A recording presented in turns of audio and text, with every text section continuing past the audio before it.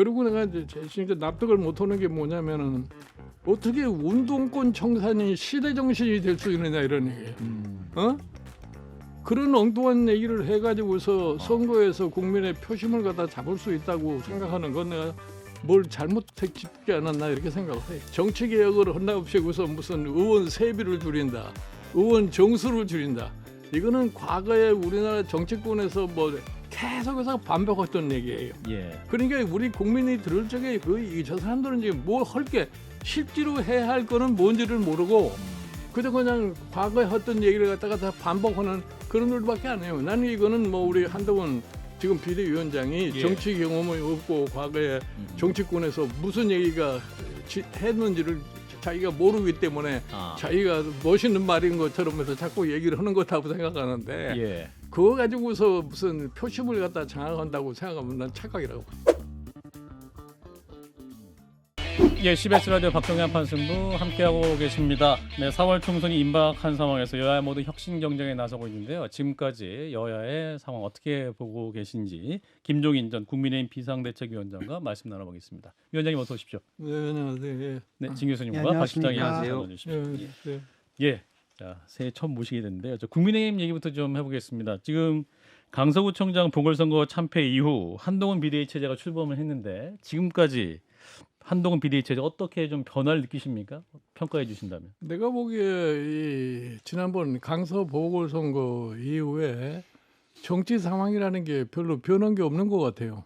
예를 들어서 뭐 국민의힘의 대표를 바꾸가지고서 저 비상대책위원회 체제로 가서 한동훈 지금 비대위원장이 대표 역할을 갖다 하고 있는데 예. 실제로 제가 늘 강조합니다만 강서 선거의 그 참패의 본질이 뭐라고 하는 것에 대한 인식이 아직도 없는 것 같아요.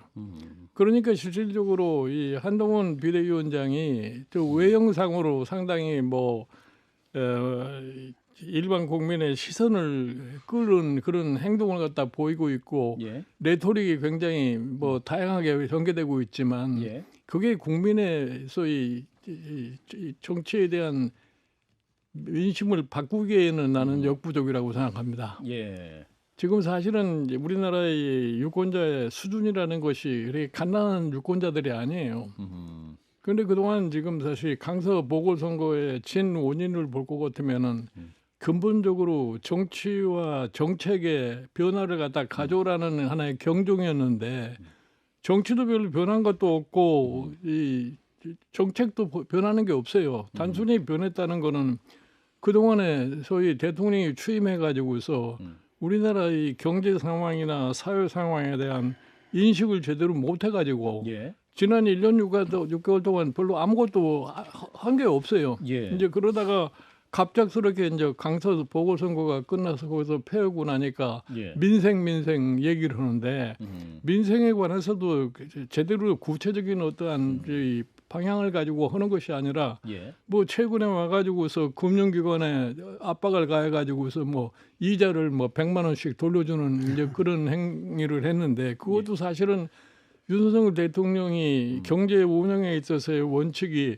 민간 소위 시장 경제 원칙이라고 얘기했는데 자유주의. 어떻게 사실은 정부가 금융기관에 압력을 행사해 가지고서 이자를 돌려준다는 건 대한민국 역대 정권에 있어본 적이 없는 얘기예요. 어허. 그리고 사실 세계 어느 나라에서도 정부가 금융기관에 야 니네들이 받은 이자를 돌려주라는 그런 짓을 하는 나라가 없어요. 그런데 과연 그것이 자기가 원칙으로 내세운 것과 자기가 실질적으로 지금 하는 것과 일치하느냐 하는 문제를 생각을 해야 되는데 예. 이제 그런 점에서 일반 국민이 정부에 대한 신뢰를 갖다 높일 수가 없습니다. 그리고 최근에 와가지고서 뭐 대통령이 각 지역을 돌아다니면서 뭐 오늘 또 무슨 저 카이스트 저 졸업식에 가가지고서 뭘 많이 해준다고 얘기했는데 예. 지금 금년도 예산은 이미 확정된 거예요. 그렇죠. 뭐 연구비도 다 삭감을 갖다 한 그런 마당에서 뭐 연구하는데 무슨 적극적으로 도와주겠다고 하는 얘기가 그게 공허하게 들리지 현실에 와서 닿질 않습니다. 그러니까 지금 사실은 이 국민의힘이 내년 선거를 갖다가 맞이해 가지고 지금 하는 정치적인 용어를 볼 것 같으면은 계속해서 이재명 대표에 대한 사법 리스크를 가지고 공격하는 거. 예. 그리고 내가 이제 진짜 납득을 못하는 게 뭐냐면은 어떻게 운동권 청산이 시대 정신이 될 수 있느냐 이런 얘기예요. 어?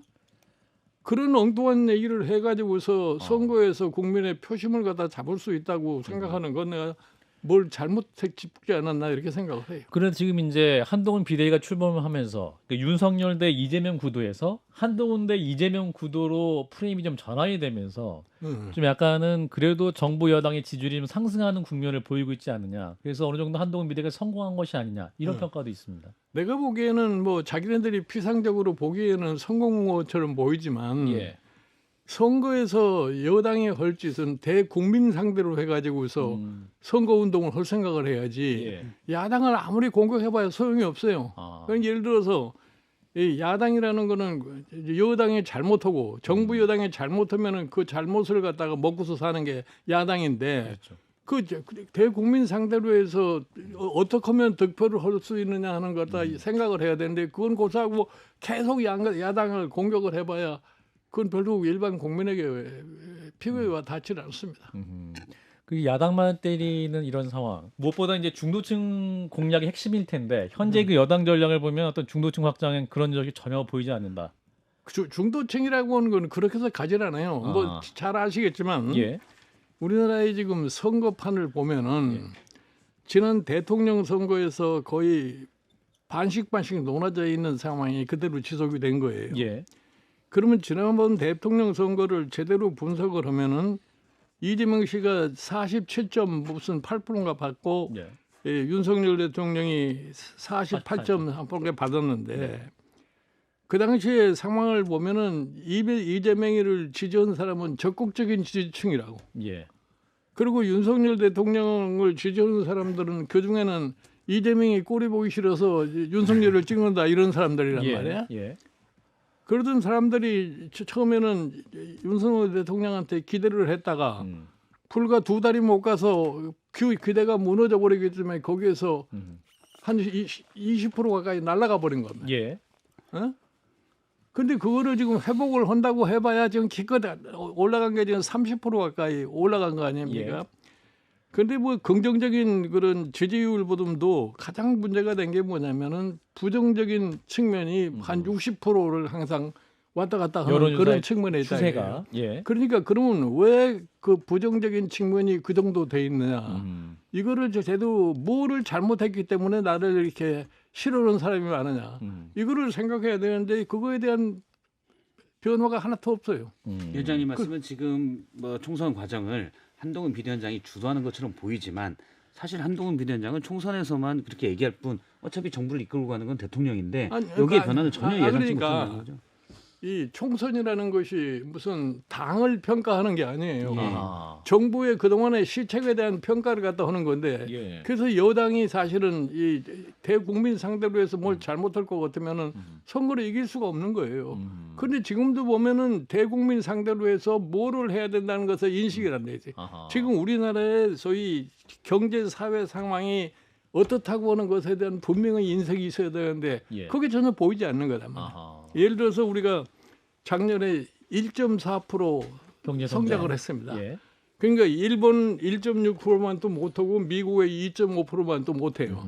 그런데 대한민국이 62년 경제개발 5개년 계획을 시작해서 2% 이하의 성장률을 가진 것이 딱 4번 있었어요. 예. 1980년에 한 번 있었고 그다음에 1998년에 IMF 사태 한 번 있었고 그다음에 2009년에 금융위기 때 있어요. 금융위기 때 한 번 있었고 예. 그다음에 2020년에 코로나 때문에 그런 일인 거예요. 그러니까 전부가 다 국제적인 상황 때문에 3번은 있었고 한 번은 우리가 경제 운영을 잘못해서 IMF 사태가 됐고 그런데 작년에 1.4%는 변명할 여지가 없습니다. 왜 1.4%밖에 못하느냐? 그 내용을 들여다보면 그래요. 정부가 역할을 제대로 잘못했기 때문에 1.4%밖에 못한 겁니다. 예. 우리가 다른 나라를 비교를 해보면은 미국 같은 데는 소비가 늘어나고 수출이 늘어나고 그랬음에도 불구하고 정부가 미국의 성장률에 기여한 바가 한 0.6% 정도 된단 말이에요. 예. 그런데 우리는 이 정부가 소비도 줄고 수출도 줄었죠. 늘어나지 않았는데 예. 정부가 기여한 바가 아무것도 없어요. 예. 그러니까 1.4%밖에 못 온다면. 그러니까 그만큼 우리나라의 서민의 생활이 악화됐다고 하는 것을 얘기를 하는데 그걸 국민이 느끼고 있는데 이 정부 여당이 그것에 대한 아무런 대안을 내놓지 않고 있는 거예요. 신 교수님. 예. 지금 저 한동훈 비대위가 지금 내놓는 것들이 좀 그런 식의 뭐 근본적인 처방이라기보다는 제가 볼 때는 그냥 선거를 좀 치르기 위해서 예를 들어가지고 어떻게 보면 약간 포퓰리즘적인 성격도 좀 있는데 뭐 김포시 서울 편입을 한다라든지 의정부를 뭐 찾아간다든지 경기북도 편입 뭐 얘기를 동시 한다라든지 추진 뭐, 예. 이런 것들은 뭐 어떻게 나는 예. 그거는 진짜 내가 보기에는 아, 이 사람들이 뭘 모르고 하는 짓이 아닌가 이렇게 생각을 해요. 그런가요? 예를 들어서 예. 강서 보궐선거가 끝나고 나니까 제일 먼저 들고 나오는 것이 메가시티, 서울을 메가시티 만든다고 얘기를 한 거 아니에요? 예. 메가시티를 만들었을 때 장단점이라는 게 뭐를 갖다 제대로 분명히 모르면서 메가시티 얘기를 하는 거예요. 아. 지금 서울에 인구가 집중이 돼 가지고 있고 만약에 메가시티를 할 것 같으면은 결국은 서울에 지출 예산이 엄청나게 늘어나야 됩니다. 어? 예. 그러면 서울의 시민들이 그거에 대한 부담을 해야 되는데 세금을 많이 내야 과연 되는데. 서울의 시민들이 그걸 다 찬성을 하느냐? 아하. 또 김포라고 하는 그 시가 거기에 저희 특성을 갖고 있는 사람들이 있어요. 예. 그 사람들은 별로 환영도 안 해요. 지금 단순히 무엇을 생각하느냐? 서울에 편입돼야 될 것 같으면은 부동산 소유자들 이런 사람들이 땅값 오르고 집값 오르니까 표를 많이 찍어주지 않겠느냐 하는 이런 착각을 하는 건데, 근데 한때 이제 얘기를 하다가 그게 쏙 들어가지 않았어요. 예. 뭐 주민투표를 하느니 마느니 하다가 이제 시간도 안 맞고 오니까 쑥 들어갔다가 예. 갑자기 최근에 와가지고서 한동훈 비대위원장이 김포 가가지고서 무슨 꽃이 목련이 피기 전에 뭐 김포를 갖다가 서울에 편입을 시켜야 되겠다. 목련이 피면 그런 식의 선거 운동을 해가지고는 절대로 득표를 갖다가 할 수가 없습니다. 그리고 지금 사실은 의정부 가서 또 무슨 경기 북도를 하겠다고 하는 건데 예. 그거는 이미 경기도지사 김동연 씨가 지금 오래전서부터 얘기하던 거예요. 예. 근데 그런 걸 반복해가지고 될 수가 없어요. 그리고 지금 여기 뭐 이제 질문서에도 있으니까 내가 미리서 얘기를 했는데 정치인들 의원 뭐 정치 개혁을 한다고 해서 무슨 의원 세비를 줄인다, 의원 정수를 줄인다. 이거는 과거에 우리나라 정치권에서 뭐 계속해서 반복했던 얘기예요. 예. 그러니까 우리 국민이 들을 적에 저 사람들은 지금 뭐 할 게 실제로 해야 할 거는 뭔지를 모르고 그저 그냥 과거에 했던 얘기를 갖다가 다 반복하는 그런 일밖에 안 해요. 나는 이거는 뭐 우리 한동훈 지금 비대위원장이 예. 정치 경험이 없고 과거에 정치권에서 무슨 얘기가 했는지를 자기가 모르기 때문에 자기가 멋있는 말인 것처럼 해서 자꾸 얘기를 하는 거다고 생각하는데 예. 그거 가지고서 무슨 표심을 갖다 장악한다고 생각하면 난 착각이라고. 지금 사실 뭐 여론조사 상은 갤럽 여론조사에 중앙 여론조사 선거 여론조사 심의를 참조해야 되는데 국민의힘 지지율이 오르는 건 사실이거든요. 근데 한동훈 비대위원장이 공천에서 잡음을 좀 덜 하고 선수를 뭐 이리저리 말을 바꾸고 이러면서 그렇지만 지금 위원장님 말씀 들어보니까 그건 정치 기술적인 측면이지 집권 여당의 대표가 잠재적인 우리 사회의 모순이나 이런 것들을 하려는 노력은 안 보인다. 지금 이런 말씀이신 그런 거죠? 거예요. 그 사실은 뭐 지금 뭐 공천을 하고 있는 과정이니까 시스템 공천 뭐 등등 얘기를 해서 예. 뭐 언론에 보도하면은 공천이 아주 근사하게 잘 되고 있는 것처럼 그렇게 얘기하고 있는데 예. 예를 들어서 서울을 내가 단적으로 얘기를 하면은 예. 지금 국민의힘에 공천을 갖다가 이 지역에 갔으면 좋겠다 하는 지역이라는 거는 강남 상구 이외에 어떠지 강북 쪽에는 이렇게 희망자가 별로 없어요. 국민의힘의 예. 경우에 그 예를 들어서 지금 내가 종로구 사는데 예. 종로구에 지금 현역 의원이 최재형 의원 아니에요? 예. 국민의힘. 근데 최재형 의원이 여론조사를 하면은 조금 경쟁력이 좀 모자란 것처럼 보이는 거예요. 아하. 야당 후보에 그러니까 비해서. 더 나은 경쟁자를 찾기 위해서 지금 거기 이번에 단수 공천을 하는데 그 사람은 빼고서 발표를 했더라고요. 아하. 그 가만히 보니까 그러면 누가 오면 경쟁력이 더 있겠느냐? 그거 찾아봐도 지금 별로 사람이 없어요. 예. 그 결국 가서는 최재형 씨한테 갈 수밖에 없어요. 내가 사실 이제 국민의힘의 비대위원장으로 있을 적에 그때 당무감사를 실시를 했는데 예. 서울시의 뭐 상당수의 이 지역위원장을 갖다가 교체해야 된다는 당무 감사 결과가 나왔어요. 예. 그런데 그때 내가 그걸 갖다가 보류를 시킨 게 뭐냐면은 소위 서울시장 보궐선거를 앞두고서 소위 지역위원장들이 흔들릴까 봐서 내가 그 보류를 시켰는데 예. 최근에 보니까 그때 당무감사에 좀 교체돼야 할 사람들이 지금 실질적으로 공천을 받아요. 아하. 왜냐면은 그 외에 사람이 없으면 방법이 없는 거지. 그러니까 공천이라는 걸 해보면 나도 2016년에 민주당 공천을 내가 총괄을 해서 해봤는데 예. 이 사람을 좀 바꿔쳤으면 좋겠다 하는데도 거기에 데이터가 없어요. 아하. 데이터가 없으면 바꿀 수가 없는 거죠. 왜 이렇게 다 지원자가 없다고 보십니까? 아니 그 당선 가능성이 없다고 생각하니까 안 가는 거죠. 그 집권 여당이고 그러면 이제 아까 이제 박 실장님 언급한 여론조사 보면 이제 갤럽이 지난 13일 15일 자체 조사한 전화조사원 인터뷰 방식으로 한 조사인데 국민의힘은 37%, 더불어민주당이 31%가 나왔습니다. 근데 그게 별로 그 의미 없어요. 아, 의미 없습니까? 네. 지금 보면은 아 그런가요? 지난번 강서 보궐선거 때도 그 여론조사 보면은 저렇게 결과가 나올 수가 없다. 그렇군요. 그래도 뭐랄까요, 이제 한동훈 비대위 체제가 들어서면서 어떤 용산과의 수직적 당청 관계를 좀 벗어나지 않았냐. 이를테면 윤한 같은 게 첫 번째 드러나면서 한동훈 비대위원장이 윤석열 대통령 말을 무조건 듣는 거 아니구나. 이런 메시지를 줘갖고 이러한 긍정적 이미지가 이번 조사에도 좀 반영된 게 아닐까요? 아니 나는 그거는 뭐 일반 국민들이 그렇게 바보처럼 생각하지 않습니다. 아니, 예를 들어서 뭐 한동훈 비대위원장이 들어서 가지고서 수직적 관계가 무슨 수평적 관계로 바뀌었다 하는 그거는 찾아볼 수가 없어요. 아 그런가요? 뭐 지난번에 경험해봤잖아요. 그 김건희 여사 디올백 사건으로 인해 가지고서 KBS 대담. 김경률 비대위원이 한 말을 하니까 한동훈 비대위원장이 조심조심하고 있다가 거기에 편승해서 한마디 했다가 그 이튿날 벼락을 맞은 거 아니에요. 벼락을 맞은 겁니까? 그러니까 그 이후에 국민의힘 사람들의 얘기를 하는 거 보세요. 어떻게 전부 다 고개를 숙이고 변명적으로 나가는 거 아니에요. 나는 사실은 김경률 비대위원장 같은 사람은 자기의 특성상 끝까지 자기 주장을 갖다 할 줄 알았는데 그 사람도 속 들어가 버려 말한 거야. 김경률 비대위원조차. 그러니까 지금 보면은 무슨 수평적인 뭐 수직적 관계가 뭐 개선이 됐다고 이렇게 뭐 외형적으로 그렇게 모양을 내봐야 나타나는 상황을 보면 일반 국민이 그거를 수긍할 사람이 없어요. 한동훈 비대위원장이 계속 뭐 운동권 특권 세력 청산이다 이 얘기를 계속 하는데 지금 말씀하신 대로 따지고 보면 그러면 이번 총선의 시대 정신이 정청래 청산이란 말인가? 그러면 사실 대한민국이 좀 너무 작아 보이잖아요. 그런데 사실 내부의 문제, 이른바 윤한 갈등 이후에는 뭐 KBS 대담 정말 기대에 한참 못 미쳤던 여기에 대해서 언급을 안 하고 있고 어떻게 보면 내부의 어떤 특권이나 이런 부분 권위에 대해서는 언급을 안 하는 것 같아요. 그 뒤로는. 아니 그러니까 사실은 뭐 최근에 한동훈 위원장 자꾸 이 레토릭을 볼 것 같으면은 별로 선거와 의미가 있는 레토릭이 없어요.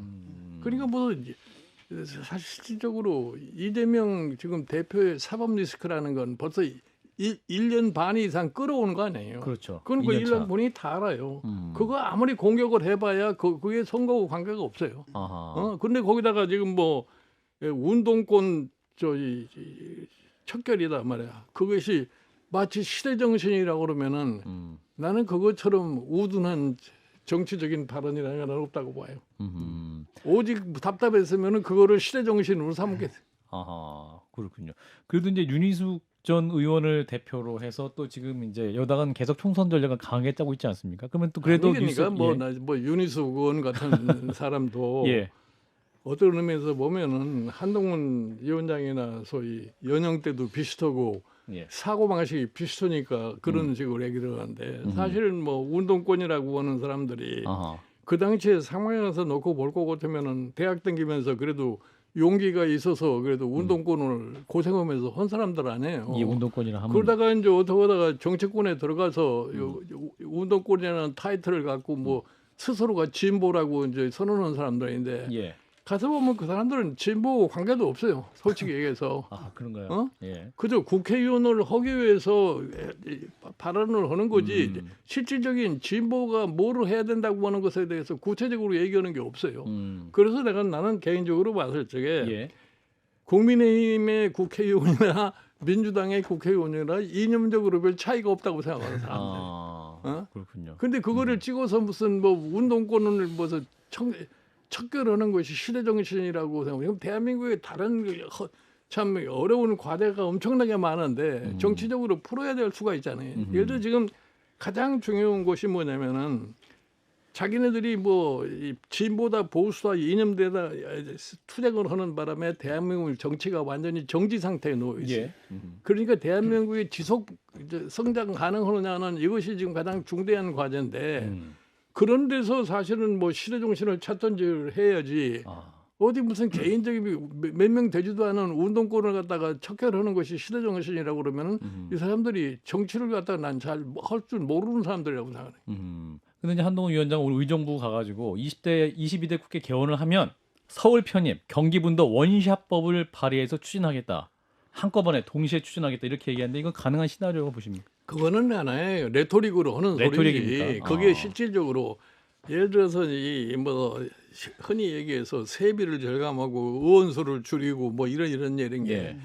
국회의원들 지살깍 짜고 하는 짓은 절대로 안 합니다. 막상 개원하면 전혀 할 일이 아니다. 예. 자, 김종인 전 국민의힘 비대위원장 뵙고 있는데요. 이제 민주당 얘기를 좀 해보겠습니다. 이제 민주당의 경우는 지금 이제 언론의 주목도가 지금 한동훈 비대위원장 훨씬 좀 적고 좀 존재감이 약한 상황이라서 이재명 대표가 지금 너무 총선 지휘를 잘 못하고 있지 않냐? 아니 그러니까 이재명 대표는 내가 언젠가 어디 인터뷰에서 얘기했습니다. 이재명 대표는 이번에 총선에 스스로가 출마를 안 하는 것이 좋다고 내가 그런 거예요. 불출마. 예, 왜냐면은 본인이 그 사법 리스크 때문에 걸려 있는 사람이 그 내부에서 지금 사법 리스크에 걸려고 공천 신청한 사람이 많잖아요. 그렇습니다. 예. 근데 본인과 똑같은 상황에 있는 사람을 그 사람들을 제외한다는 게 가능한 거였어요? 어? 예. 그러니까 내가 보기에는 이재명 지금 대표도 뭐 본인은 대표니까 마음대로 할 수 있다고 생각하는지 모르지만 예. 선거 이후를 생각을 해야 돼요. 예를 들어서 선거가 잘못될 경우에는 이재명 대표도 정치 생명이 거기서 끝날 수밖에 없어요. 그러면 그런 것을 감안하고 또 총선 이기는 총선이 되기 위해서는 본인을 좀 던질 필요가 있다는 말씀이신 것 같은데. 나는 확실하게 이기려면 본인이 스스로가 좀 양보를 하는 그런 미덕을 보이는 것이 현명하다고 생각해요. 일단 민주당 공천의 지금 최대 관심사는 뭐 제일 많이 이슈가 되고 있는 거는 이재명 대표가 이른바 친문 견제 공천을 하는 거 아니냐. 상징적인 사건이 임종석 전 실장에 대해서 공천을 주냐 안 주냐가 있거든요. 이기는 공천의 관점에서 본다면은 어떻게 이 문제를 풀어야 된다고 보십니까? 나는 그 문제는 풀어지기 힘들 겁니다. 왜냐하면은 사실은 그 사람들이 하여튼 묘한 형태의 사람들이에요. 이재명 지금 대표의 경우에는 지난번 대선을 하는 과정 속에서 문재인 대통령이나 그 주변에 있는 사람들이 자기를 적극적으로 도와줬다고 생각하지 않아요. 지난 총선에, 지난 대선에서. 네, 그러기 때문에 그런 감정이 지금 섞여 있을 거예요. 그런 의미에서 이번에 총선 공천에도 그거 좀 약간 사감이 남아 있고. 아니 후유증이 그러니까 남아있을 것이다. 당연히 뭐 그런 감정이 표출될 수밖에 없는 거죠. 근데 이제 일각에서는 이번 총선을 승리에 이끌고 이재명 대표가 이제 다시 당대표 재선을 해서 다음 대선까지 본인이 좀 대선으로 나가는 그림을 그리고 있기 때문에. 아니 그거는 총선을 승리한다는 전제하에서 있을 수 있는 거지. 예. 총선에 실패하고 나면은 당 대표를 아마 그 이튿날 그만둬야 될 거예요. 위원장님 보시기에는 민주당의 총선 실패는 몇 석 정도입니까? 이재명 대표는 이전에 이제 목표 의석이 과반 151석이라고 얘기한 적이 있는데 몇 석 정도면은 이재명 대표는 이번 총선 패배의 책임을 지고 대선도 안 된다. 아니 위원장님 보시기에는 그러니까 이제 이게 국민의힘과 상대로 해서 의석이 높으면 많아지면은 자기가 승리했다고 그러겠죠. 일당이라도 되면 예. 숫자는 뭐 어떻게 되든 간에. 그러니까 예. 지금 사실은 그래요. 예. 국민의힘은 여기에서 집권당으로서 과반을 실패하면은 선거에 실패한 거예요. 어? 그런데 민주당은 야당이기 때문에 예.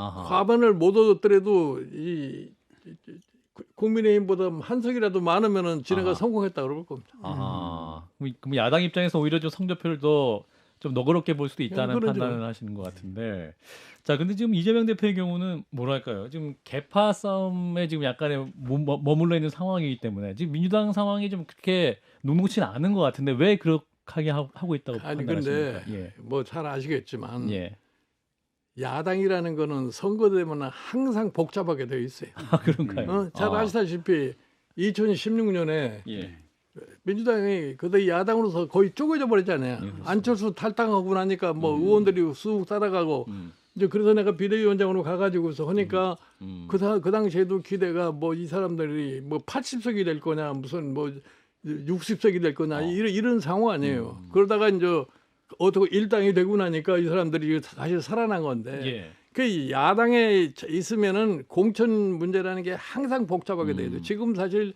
국민의힘도 여당이기 때문에 지금 공천 과정이 조용해 가고 있는 거지. 예.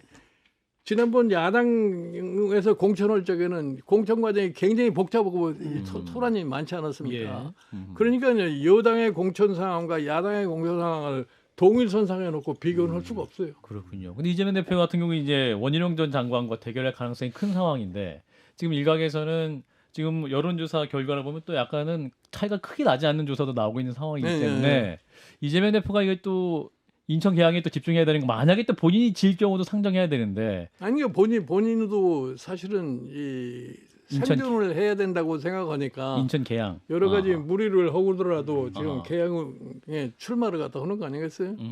그렇군요. 원희룡 장관은 이번에 이제 아주 본인이 승부수를 띄운 상황이 아닙니까? 아니요, 뭐 원희룡 장관은 뭐 어차피 이렇게 승부수를 띄지 않으면은 자기 정치 생명이 유지될 수가 없다고 생각하니까 그런 선택을 할 수밖에 없는 거죠. 배지 하나보다는 네. 가서 이제 야당의 대선 주자라. 그렇군요. 그 두 사람의 대결은 어떤 의미를 가진다고 보십니까? 대선의 전초전 혹은 어디 저 개항에서 개항에서 두 사람의 대결. 내가 보기에는 뭐 원희룡 장관이나 이재명 대표나 지는 쪽은 완전히 정치 생명 끝난다고 생각을 해요. 아, 원희룡 장관도 저도 원희룡 장관도 거기서 지고 나면은 이제 정치 끝나는 거지. 뭐. 아 그런가요? 아, 그 잃을 게 없는 싸움 아닙니까? 그래도 나가서 그래도 아니 잃을 게 없는 게 아니라 그럼 뭘 할 수 있겠어요? 아 그런가요? 아하, 만약에 혹시나 아니 예를 들어서 예. 떨어지고 나서 네. 윤석열 대통령이 특별히 봐줘서 내각에나 다시 부르지 않고 그런 경우 아니면은 아무것도 할 일이 없는 사람이지. 아하, 두 사람 모두에게 미래가 없을 예. 것이다 패배하는 사람이. 자 이제 민주당의 또 다른 고민은 이제 그 조국 신당과 송영길 신당인데 지금 이제 조국 신당이 창당한다고 하자도 민주당 내에서도 우려가 많은 상황 아니겠습니까? 위원장님은 이 조국 신당 내가 보기에 그 무슨 조국 신당, 뭐 송영길 신당 이 예. 사람들이 나는 이 조국 신당의 출연이라고 하는 것은 어떤 의미에서 문재인 전 대통령이 뭐 허라고 엔도스를 해주지 않았나 이렇게 생각을 해요. 아하. 그거 만났을 적에. 사실상 예. 아. 그래서 이 문재인 대통령이 그거 하면 안 된다 그랬으면 할 수가 없었을 거예요. 당시 뭐 불가피하면 예, 어쩔 수 없다 이렇게 그러니까 이제 얘기했죠. 그 원래 이제 그 사람들 뭐 조국이 하여튼 문재인 대통령에 대해서 영향력이 제일 많았던 사람이 옛날에 아하. 문재인 대통령이 되기 전에 되는 과정에서 그 사람이 너무 말을 많이 하고 교수로서 너무나 막 자기 멋대로 가다가 결과서 오늘날 이런 상황까지 이제 마치게 돼 있는데 예. 그러니까 지금 그 사람도 다른 선택이 없잖아요. 아하. 자기가 그래도 뭐 정치권에서 뭐 얘기라도 하고 자기가 무슨 이 소위 진짜 이 진보 진영을 대표하는 사람처럼 행세를 하려고 그러니까 지금 그렇게 해서 뭉쳐진 거죠. 이 지금 민주당 내에 그런 성향을 가진 사람들이 있어요. 예. 그러니까 그런 한 거고 이제 송영길 씨 같은 사람도 사실은 호남을 바탕으로 해서 자기도 무슨 뭐를 한번 꿈을 꾸는 사람이기 때문에 예. 그러니까 정치 생명이 끝이지 않으려면은 하여튼 이번 선거에 나가서 모습을 갖다 보여줘야 한다고 생각하는 거죠. 파괴력은 어느 정도 있을 거라고. 파괴력은 내가 보기에 지역구에는 별로 파괴력이 없을 거고. 예. 비례대표. 비례대에서 뭐 몇 석씩 얻을 수 있는 가능성은 있다고 봐요. 아 비례는 얻을 수 있다. 네. 그럼 조국 3% 이상은 얻을 수 있다고 보고 싶습니다. 아 그렇군요. 그럼 조국 전 장관 역시 내각이 그러니까 원내 진입할 수 있는 가능성도 있을 수도 있다고 판단하시는군요. 비례대표 1번쯤 달면 들어갈 수도 있을지 모르겠어요. 일본은 여성이어야 여성이니까 되니까. 이번은. 2번은 이번 여성이제 법적으로 아하. 뭐 성전환 수술할 수도 없고 아니 법적으로는 1번이 여자가 될 이유가 없어요. 관례적으로 그냥 아, 남자가도 관례적으로는 상관없어요. 아, 그렇군요. 어, 예. 그게 관례적으로 그렇게. 관례- 법인 줄 알았는데. 예. 그러면 민주당에서 조국 신당에 선을 그은 건 방콕근 통합비례연합정당을 추진하는 단장이 조국 신당에 대해서 과감하게 우리랑 같이 할 일은 없다 선을 그었거든요. 이건 잘한 거라고 보십니까? 모르겠어요. 나는 그 뭐 야당에서 뭐 전체 야권을 이게 흡수하기 위해서 무슨 예. 정당 뭐 지난번에도 그런 식으로 개혁 하지 보수연합, 않았어요? 예, 진보 개혁 연합 예. 정당. 그렇군요. 그거 자체를 이제 부정적으로 보시니까. 예. 그건 뭐 그 사람들이 전략적으로 하는 거니까 뭐 그건 뭐라고 얘기할 수가 없는 거죠. 예. 자, 김종인 전 비대위원장 뵙고 있는데요.